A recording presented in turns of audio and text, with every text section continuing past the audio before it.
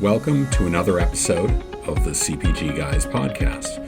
Our co-hosts, Sri Rajagopalan and Peter V.S. Bond, explore how brands and retailers engage with consumers online, in-store, and everywhere in between. And now, here are Sri and Peter. Hello everybody and welcome to this episode of the CPG Guys podcast. I'm Sri, one of the aforementioned CPG Guys, also lovingly known as the New York Yankees fan, and like to discuss branding, direct-to-consumer, omni-channel, retail P&L, connected commerce, retail media, and marketplaces. I'm joined by my lovely co-host Mr. Bond, an expert at digital shelf content, retail success, customer data, insights, CRM, loyalty, the ever-optimist, less than 5 championships LA Dodgers guy who thinks they're the best baseball team on planet Earth. Less than 5 championships again to be repeated. I don't want to go to the single-digit real number that they have. We have 7 championships, Sri. 7. Join me in welcoming 7. the man Brooklyn. with the golden voice himself, Mr. Bond. Brooklyn Yeah, doesn't these count. erroneous numbers you're throwing out, I am totally fact-checking you. Yeah, we have Brooklyn is 7. like You need history. to work on that. Brooklyn is history. That's like pre-independence era. Jackie Robinson, they retired his numbers, Sri. Okay, we're gonna move on. Sri, it is great to see you. I am really excited about today's guest because I think when I moved to Chicago, I went to work for a company that is considered one of their major competitors. And this particular space is a real interest to me. So I can't wait to talk to our guest about this. Very How about anxious. that? Peter and content, do they come together or what? Thank you, Peter. Before we get to our guest, Yep. I'll remind our audience that you can find all our content easily on cpgguys.com. This includes our Founder Month Q1 through 2021 through Q2 2021, and our IGTV series, which is now running past Series 4 or 4th season, 1Q1A. Our show's content is audience-driven, so of course we always appreciate your feedback on what you want to hear more about us. There's 2 ways you can do that. You can simply go to LinkedIn, and you can type CPG Guys on the search bar, and you can follow us by clicking the follow button, and make sure to stay in touch with everything, all the content we put out for you. Or go to ratethispodcast.com/CPG Guys. Simply leave us a rating and review on the Apple platform. On to our episode. I think our audience knows that in this post-pandemic world, omni-channel retail is life at this stage. But for many, the efforts to build a meaningful online content ecosystem still feels a stretch and sometimes maybe out of reach. The reasons could be several, but it could be the focus on physical packaging and the low touch point for details at the physical shelf, or the inability to sometimes drive scaled image-like engaging content on a physical package. So what we've decided here is Peter and I are launching a 3-part series in partnership with the team at LabelInsight, which has developed a fascinating solution that helps CPG brands and retailers grow by connecting consumers to the product that best meet their health, wellness, and lifestyle needs. Our guest for the first part of this series is Todd Morris, the CEO of LabelInsight. Todd is an industry veteran, having spent his earlier career running brands at Procter & Gamble, and later helping brands and retailers grow at performance marketing at Catalina, where he served as president just prior to coming over to LabelInsight. Todd, how are you today? Welcome to the show. Hey, I'm great. Thanks for having me. It's an honor. I've been a listener for a long time. Todd, before we get to the question and answer session here for this podcast, would you please give our audience a quick summary of LabelInsight's business, including where they can find it on the web? Sure. So LabelInsight is the world's leading product attribute metadata solution. So basically all of the buzzwords you hear about ketogenic, plant-based, sustainable, we're the company that monitors and observes all of that. And we power it to CPGs, to retailers, and to consumers. We power 30,000 different brands and hundreds of retail banners. Even places like the FDA and the USDA all use this data to better understand products. So our website is LabelInsight.com. Thank you so much, Todd. Thank you for the overview indeed. Peter and I are actually quite intrigued by this business and the attribute data that you mentioned, and are looking forward to digging a little deeper with you. So let's move on to question number 1. Take us through your business model and the journey of how LabelInsight can actually add value to the CPG industry in general. Yeah, I think it starts with really the consumer's need is getting increasingly complex and microscopic. Our core value is that we uncover product attributes for both retail brands as well as national brands to help make them more discoverable for consumers, but it also leads into what is the next product to make. So at the core, key retailers like Walmart and Target tell their brands, if you would like your product to be on the digital shelf, you need to submit your packaging graphics to LabelInsight.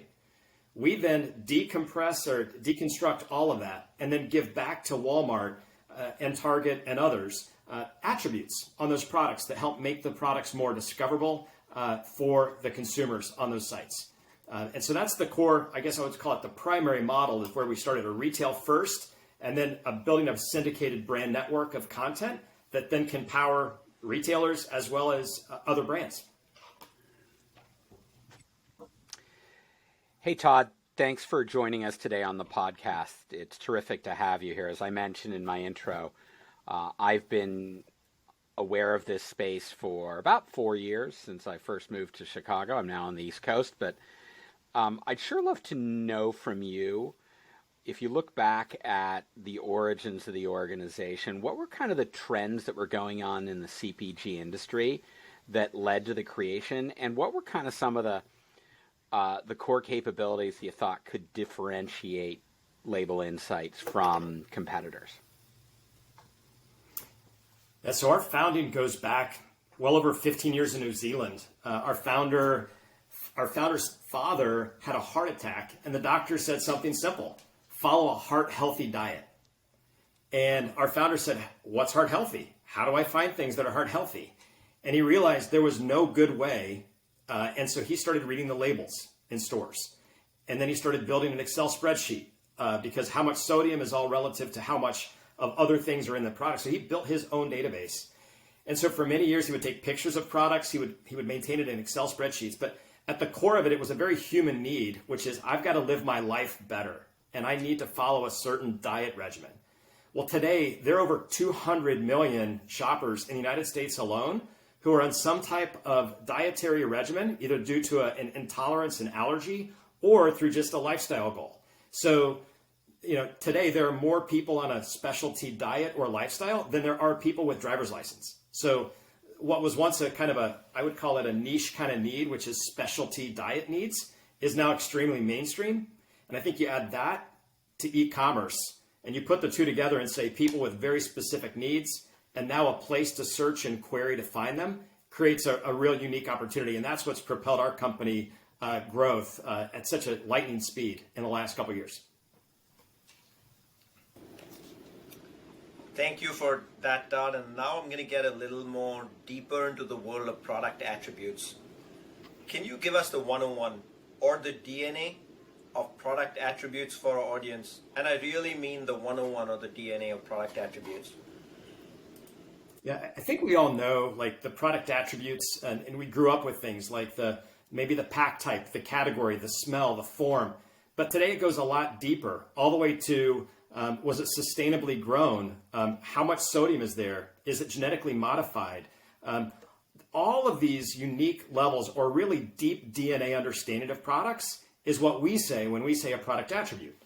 So at a high level, we track 24,000 attributes for every single package or bottle or box that's sold in a store.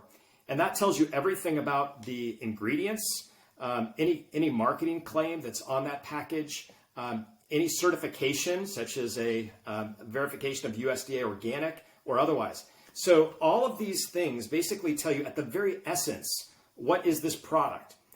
The unique capability that we have is that we can go beyond what is stated on the package to what is true, but not explicitly stated. As an example, we have a client who's a major chicken manufacturer, right? They sell and produce chicken. And we asked them, we said, hey, why is it that you don't claim your product is paleo or keto? And they said, well, everyone knows that chicken is paleo and keto. We said, a search engine doesn't. And so in that example, keto is a top 5 search term in the United States. And by merely putting that one word, ketogenic, sales went up 30%. And so this kind of idea that nowhere on the package would it say that that is ketogenic or paleo, we go to that and we call that a derived attribute, that which is true, but not explicitly stated. And this is the mental logic that a consumer goes through when they're reading and scouring a package and its ingredients to say, wait a minute, does it have this? Does it avoid that? And so when we say product attribute, it is the most granular understanding of a product that's possible, and we make it searchable.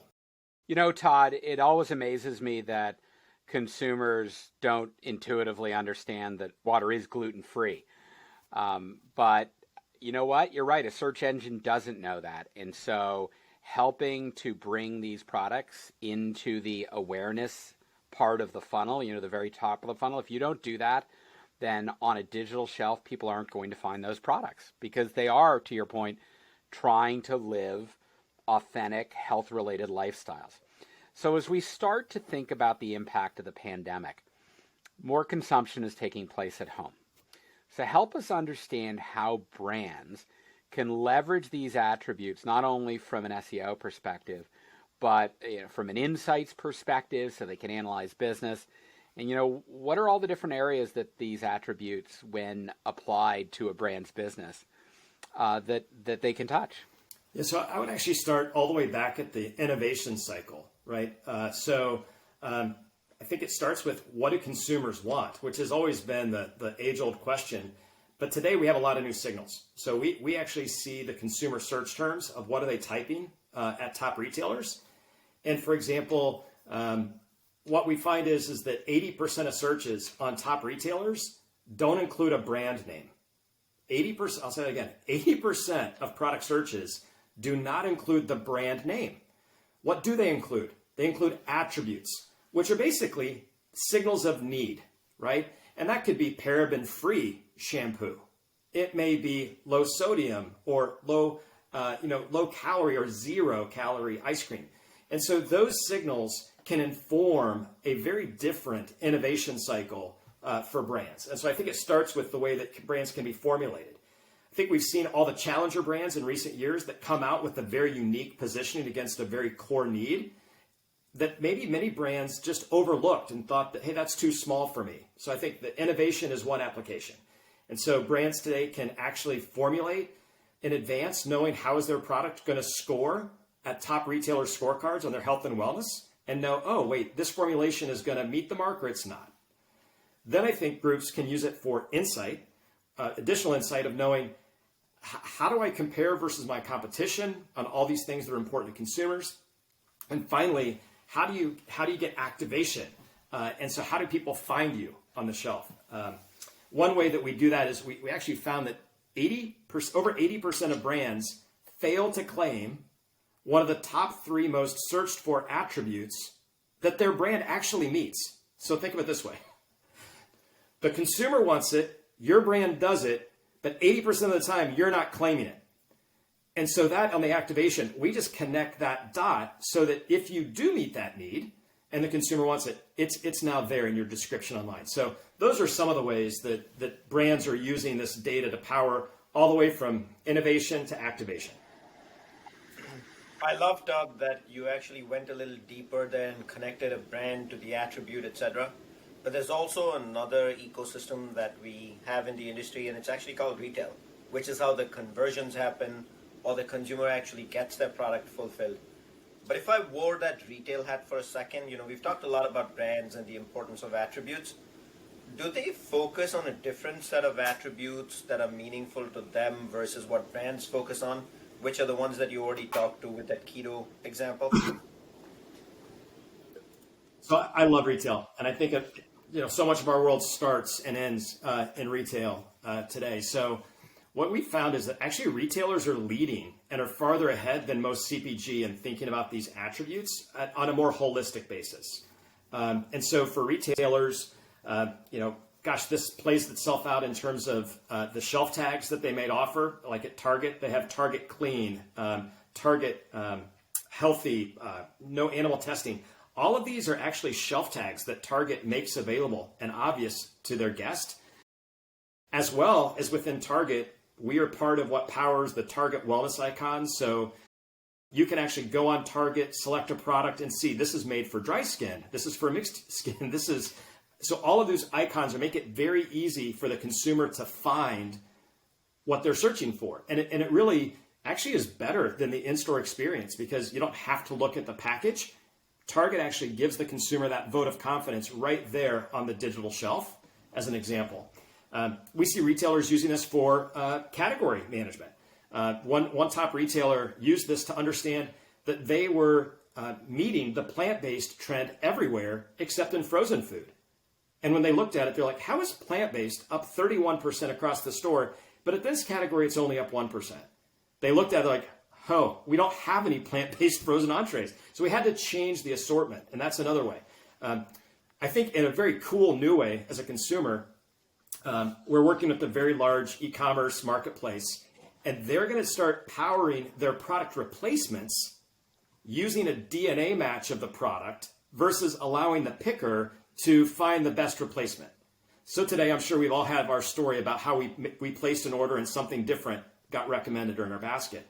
But what this retailer is going to do is actually match not just on the category or the price point, they're going to match on the flavor profile, the nutritional profile, the caloric levels, and the need states. So if you order a gluten-free or dairy-free ice cream with only 400 calories per pint, that's the product that will be recommended and replaced. And it would know that you preferred a strawberry, not a chocolate. And so all of that matching to better meet the needs of the consumer is where we see retailers going.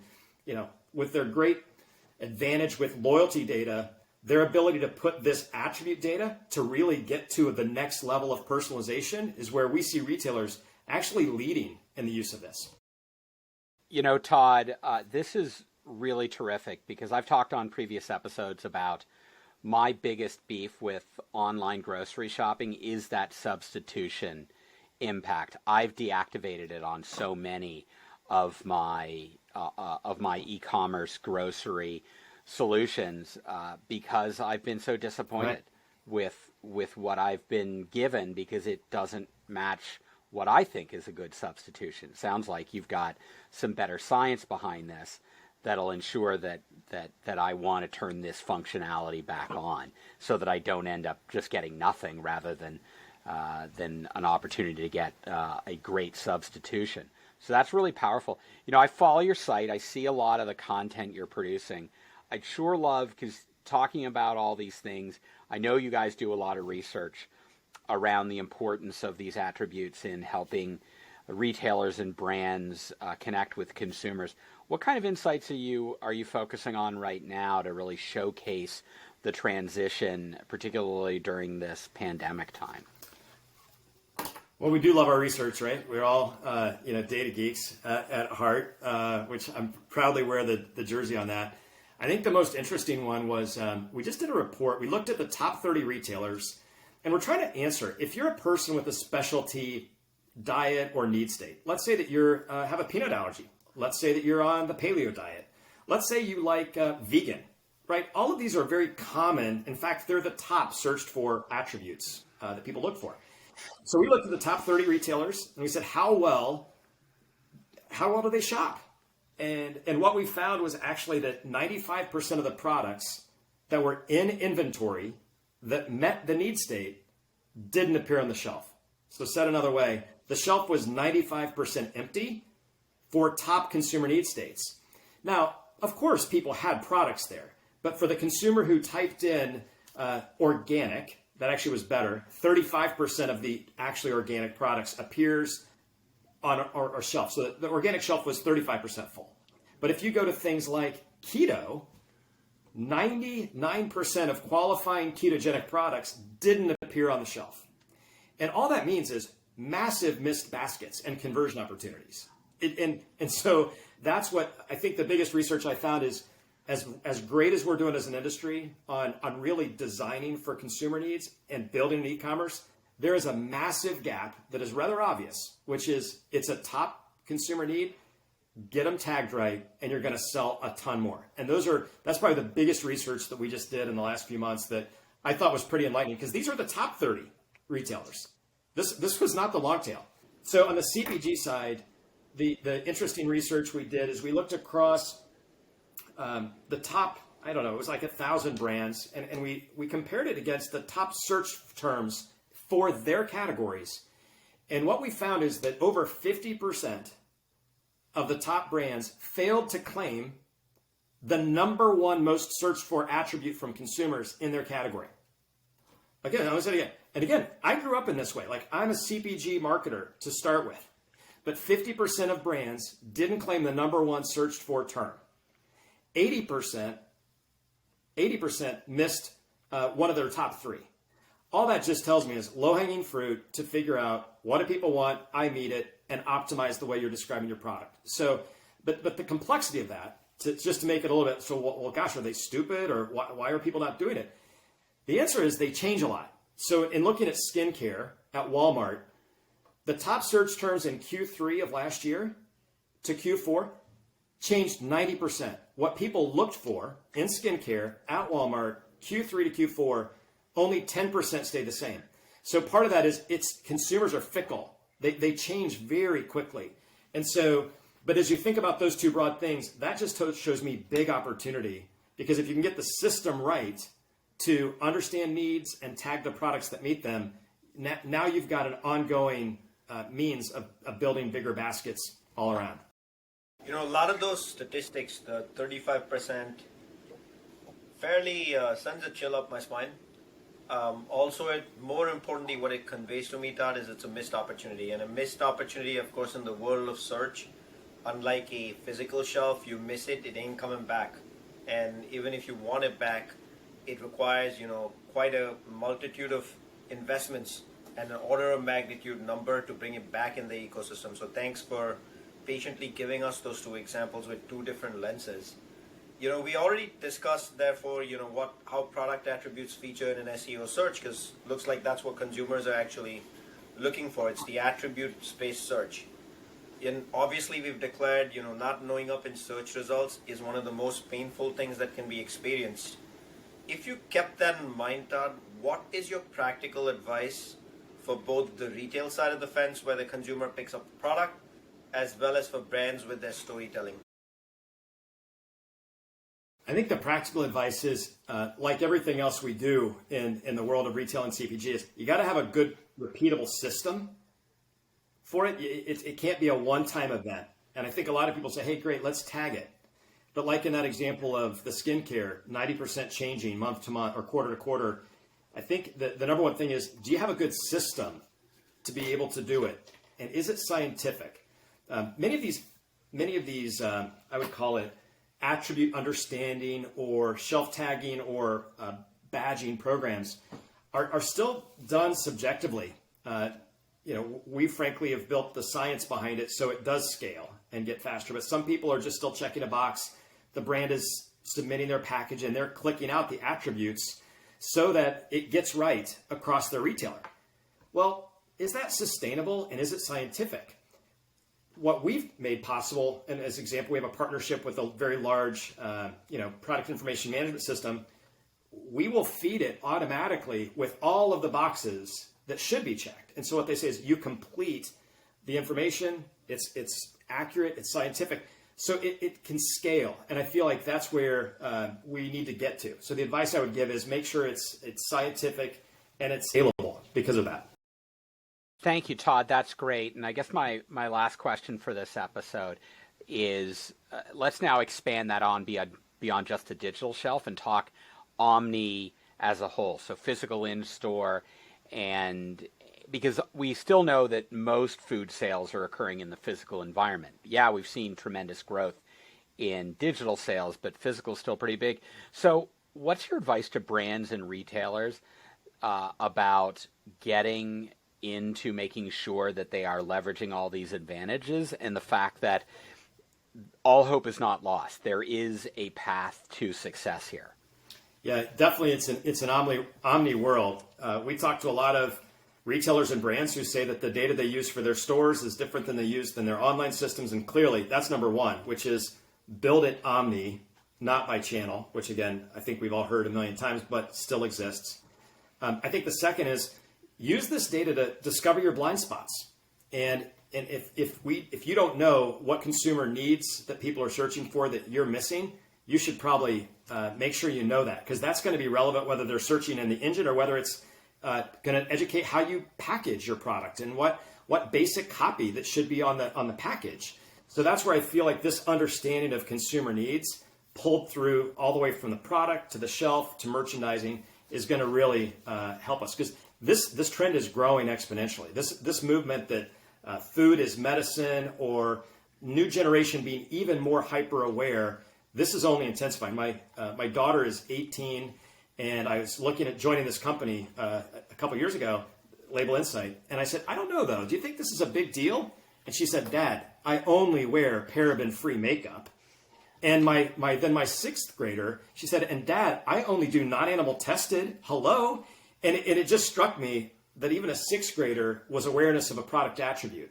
And I feel like for us, building this mindset that that's what the new consumer has, different values and a different lens that is much more finer pointed than what I certainly grew up in understanding in my generation.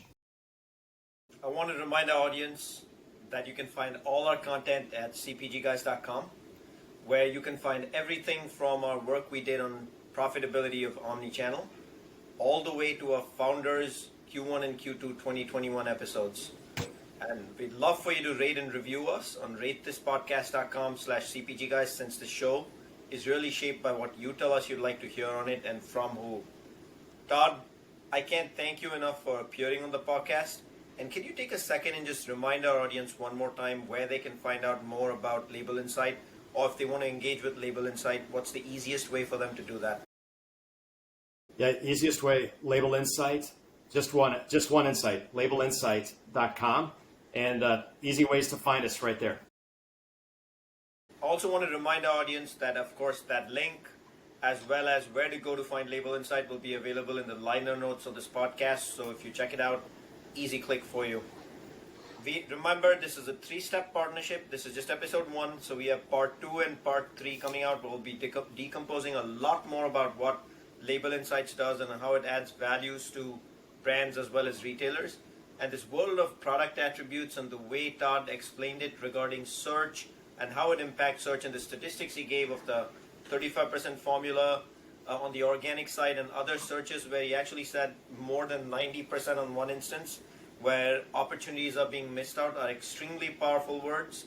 Thank you so much for doing that, Todd. Peter, a pleasure week over week doing this with you. Yeah, Shri, this was tremendous, because what we talked about today is how product attributes can improve the searchability of products so that consumers can live authentic lifestyles. It can be around health and wellness, and this is going to improve their experience both on the digital shelf and on the physical shelf. I am very excited about the next 2 parts of this series, because it really is about helping everybody find the products that meet their requirements. And it also helps the brands, because they start to understand what is it consumers are looking for, making sure that they can highlight those attributes, and it can help them do innovation, product discovery, and product improvement. Just really great value proposition for what LabelInsight is bringing to the industry. Thank you for that, Peter, because almost all innovation these days is discovered online, even if it's shopped offline. So it is a big, product attributes are a big deal, period, no matter what. I know we spoke a lot about food today, but the reality is no matter what category you're in, that's how consumers are actually looking for your products online. Folks, that's it for this episode. We will see you soon on another episode of the CPG Guys.